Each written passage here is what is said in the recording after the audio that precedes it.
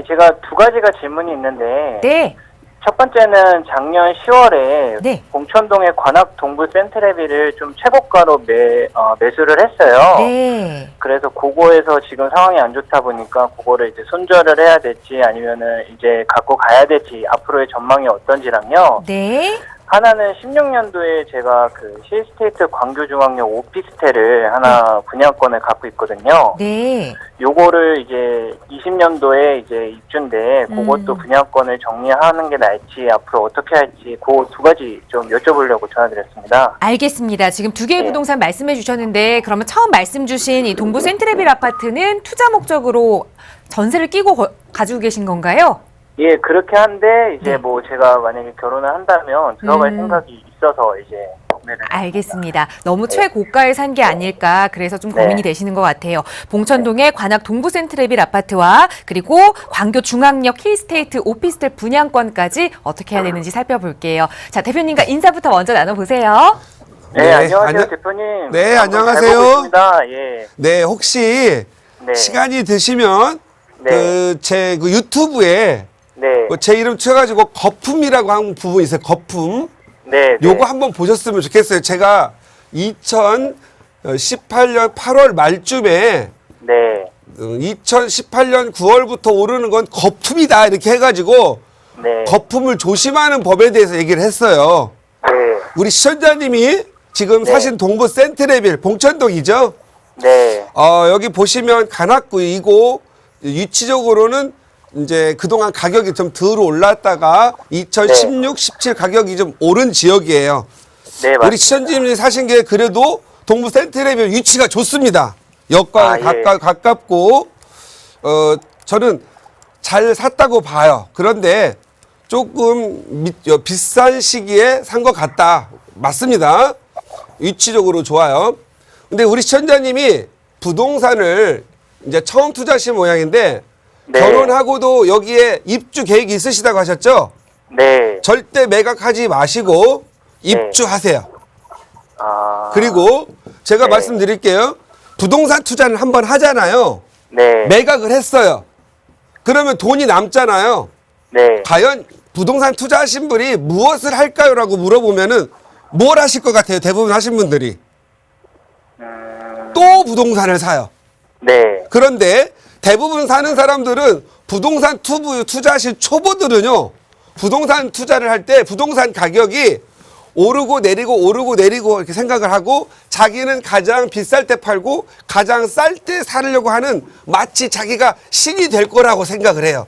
네. 이거 불가능해요.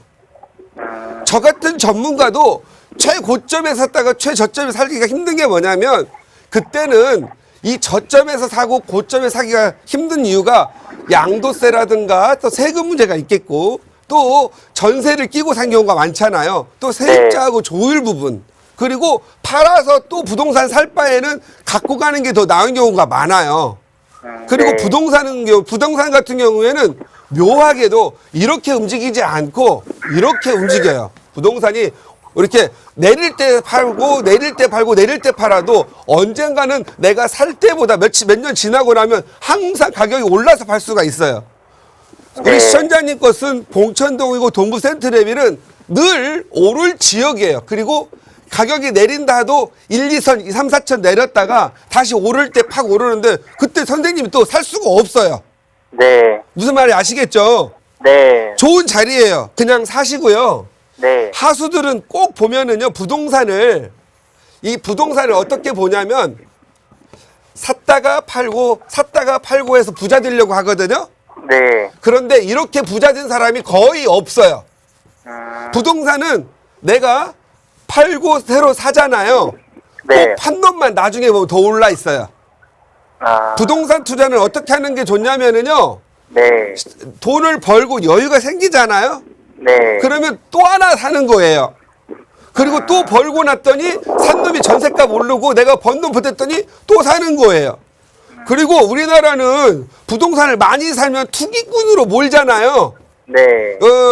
투기꾼으로 자꾸 생각하고 부동산을 투기로 보는 사람들 있죠. 저같이 50대 말년에 가면 가난하게 살아요. 돈이 없어요, 진짜. 그런데 네. 우리나라는 자본주의 국가잖아요. 네. 자본주의 국가가 돈을 벌면 어딘가가 돈을 넣어야 되잖아요. 네. 은행에다 놓으라는 거잖아요. 지금 부동산 하지 말고.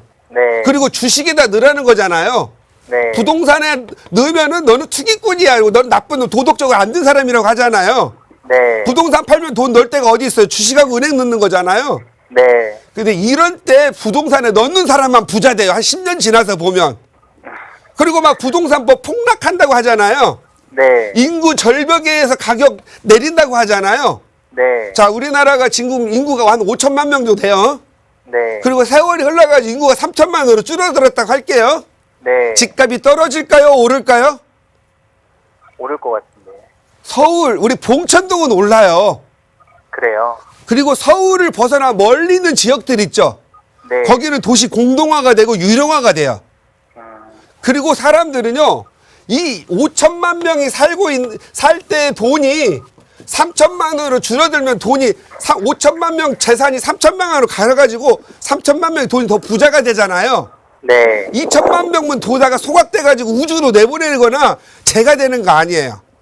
그 돈이 자식들로 내려가기 때문에 결국은 인구가 줄어들수록 더 부자가 더 많이 생기는 거예요.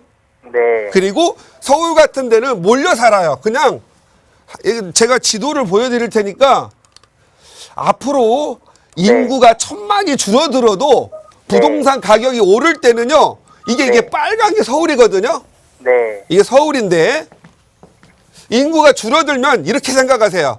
강남, 옛날 도심, 종로, 광화문, 여의도, 영등포 있죠. 네. 여기다가 한 뼘 정도 넣어가지고 한 이만큼은 우리나라가 다 없어져도 인구가 촘촘하게 모여 살 지역이다 생각을 하세요. 아, 여기는 네. 가격이 올라요. 그 중에서도 봉천동은 여기 있어요. 동차구 여기 밑에. 네. 얘는 가격이 오릅니다. 아. 그리고 오피스텔 있죠. 네. 오피스텔은 아직 어렸을 때 사지 마세요. 아, 예. 저처럼 나이 한 55세 정도 되면은 네. 그때는 이제 아파트를 4채, 5채 갖고 있잖아요. 네. 그럼 종부세 내고 재산세 내야 되죠. 네. 집 팔아 내기가 돈이 아깝잖아요. 네. 그때는 오피스텔 사가지고 월세 받아가지고 네. 내 아파트를 이게 네. 지원해 주는 거예요. 월세 받아가지고 집도 고치고 월세도 내주고 복비도 내고 하는 거예요. 네. 근데 아파트만 5개씩 이고 있는 사람들 있죠. 네. 아파트한테 눌려갖고 곧 죽어요. 아셨어요? 네. 그때 사시고 아직 젊었을 때 오피스텔 사지 마세요. 네. 차라리 빌라 조각 사가지고 일원동, 그 양재동 같은 데 있죠. 네. 방화동 같은 데 막 인구 막 늘어나는 데 있잖아요. 네. 그런 데다가 오피스텔 살고 빌라 사세요. 오피스텔은 오래되면 분양권이 없고 네. 빌라들은 아파트 입주권이라도 나중에 가격이 폭등을 해요. 네. 방배 5구역 빌라 있죠. 네. 가격을 한번 나중에 그 부동산에 물어보세요. 얼마나 하는지. 오늘 알겠습니다. 시원한 답 드렸으니까 연구하세요. 네. 네, 감사합니다. 네.